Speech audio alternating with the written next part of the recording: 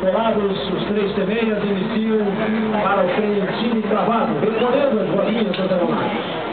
Iniciam a corrida para a decolagem, o isolado número 5, comandante Michele, e a aeronave bimotores, o 25 sob comando, o piloto Leandro, iniciando já.